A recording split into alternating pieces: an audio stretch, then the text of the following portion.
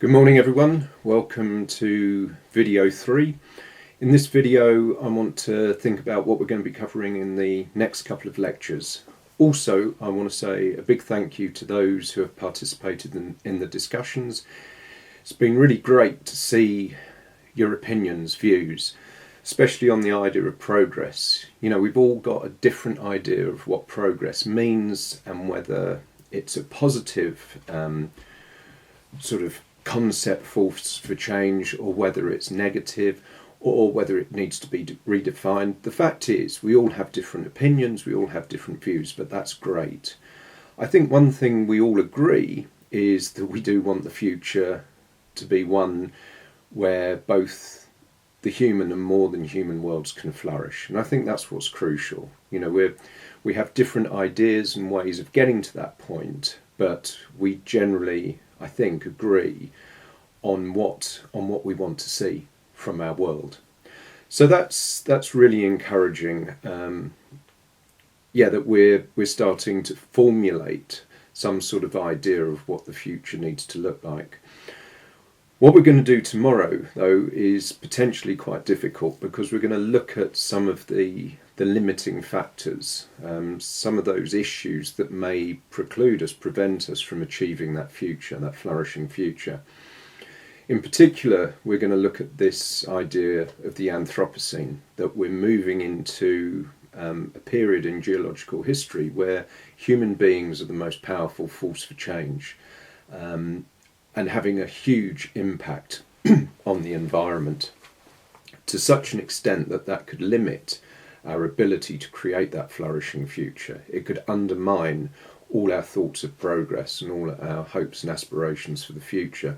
So we need to understand what the Anthropocene represents and why we're living on this human planet and in this human epoch. So it's going to be quite tough, and it'll be interesting to see how you feel about these issues. And specifically, we're going to look at one aspect of the Anthropocene, and that's climate change. So we'll explore climate change in some detail, because I think it's essential that we contextualise our hopes and our fears for the future in the realities of the fact that we live on a finite planet. Okay, people have the desire and aspirations to start to inhabit other planets, but for the foreseeable future we've only got Earth. So what does that mean? How can we live sustainably on this little planet? And it's a beautiful planet. That's the other thing that we have to be aware of. You know, it's a wonderful place, and we have to value that. But some of our activities in the pursuit of progress, whatever that means, has put huge stresses on the biophysical systems that make life on Earth possible. So what does that mean? And how can we address these issues and still create an economically prosperous future? And in order to explore that, we're going to look at some of the drivers of consumption. Why do we consume the way we do? Why do we need to consume? What is it that is maybe lacking in our lives that drives this need for consumption? I think that's important because many of the issues we're facing, especially in the environmental issues, are simply driven by consumption.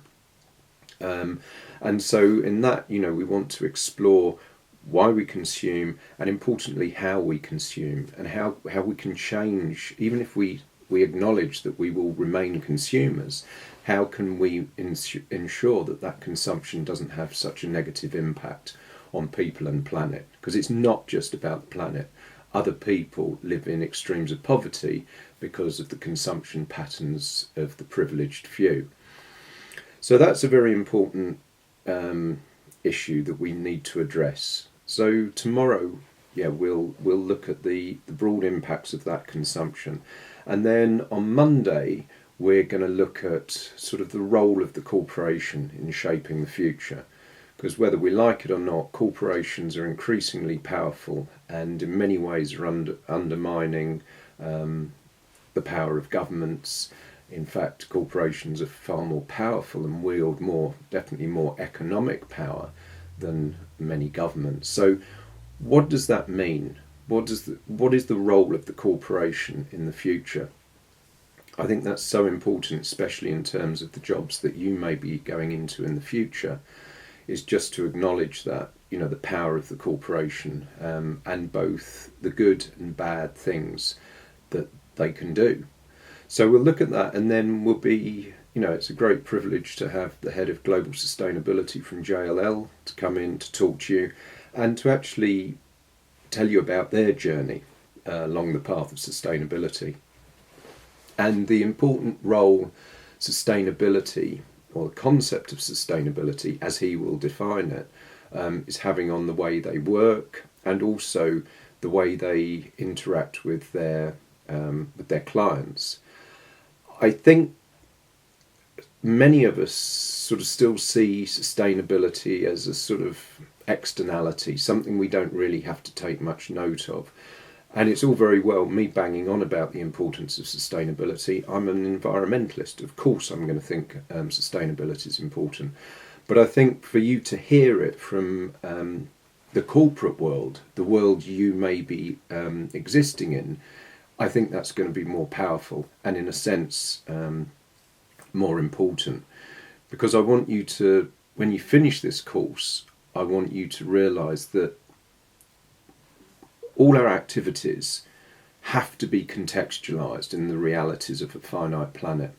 And some of the biggest corporations are starting to realise that. They're not necessarily finding it easy to adapt or change, but they know to be businesses of the future, they have to acknowledge these issues. They cannot deny the fact that their activities are having a real impact on the planet. So hopefully we can have some good discussions around that, and then we'll see if we can come to any sort of conclusion from these next two lectures about what needs to happen in order to create a future where, as I've said before, both the human and the more than human worlds can flourish in a symbiosis. Because I think that's what's so crucial, is how can we live in a way that doesn't cost the earth? And that's what this is all about. Even when we're talking from different perspectives, I think ultimately we do want a world where we can all flourish. So I'll see you tomorrow. But yeah, have a think about some of these issues. I've posted a few things on discussions, my courses. But yeah, come to class ready for a discussion.